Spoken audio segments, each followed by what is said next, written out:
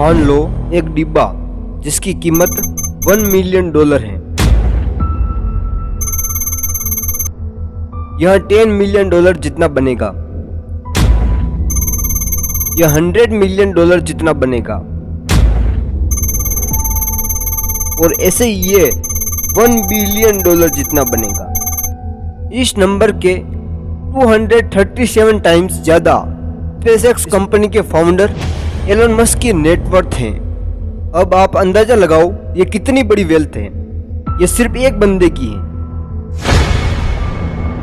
और दूसरी तरफ शायद आप आते हो जो कहीं पर जॉब कर रहे हो, जो आपको उस डिग्री से मिली थी जिसके लिए आपने बड़ी यूनिवर्सिटी में स्टडी की थी, इस उम्मीद के साथ कि एक बार ये डिग्री मिल गई तो हमारे सारे सपने पूरे हो जाएंगे। तो हमने कहीं से लोन लेकर इधर उधर जुगाड़ करके उस यूनिवर्सिटी में एडमिशन ले लिया।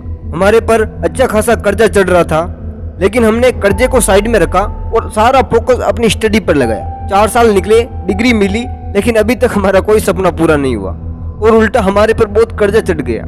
इतनी हायर स्टडी करने के बाद एक छोटी सी जॉब मिली जिसकी महीने की सैलरी 25 से 30 हज़ार है, वो भी बहुत मुश्किल से मिली। बहुत पापड़ बेलने पड़े इसके लिए। इतनी सी सैलरी से हमारे घर के खर्चे को निकाले या हमारे पर चढ़े हुए कर्जे को उतारे। हमारे सपने स्पोर्ट्स कार खरीदना, पूरी दुनिया घूमना, घर खरीदना, ये तो बहुत दूर की बात है। ये तो हमारे सपने के भी सपने बन गए हैं। हम एक सेकंड ईयर बाइक भी नहीं खरीद सकते हैं, वो भी एक लोन पर लेनी पड़ेगी। इतनी खराब कंडीशन हो गई है हमारी। वो एक डिग्री जिसके लिए हमने इतनी मेहनत की थी, वो एक कोने में पड़ी हुई है, उस पर धूल जम रही है। वो किसी काम की नहीं है। 1-2 लाख से ज्यादा तो हमारे गाँव के समोसे बनाने वाले अंकल छाप रहे हैं। उनके पास हमारी तरह कोई बड़ी डिग्री नहीं है। वो तो सिर्फ लोगों को समोसे खिलाकर उनके पेट भर रहे हैं और नोट छाप रहे हैं। इसका मतलब है कि पैसों का और डिग्री का आपस में कोई कनेक्शन नहीं है। कनेक्शन है पर सिर्फ जॉब तक। उससे आगे जाना है तो डिग्री कुछ काम की नहीं है। दुनिया के जितने भी बड़े बड़े सेल्फ मेड बिलियनियर्स और मिलियनियर्स है, उनको ये बात बहुत जल्द समझ में आ गई थी।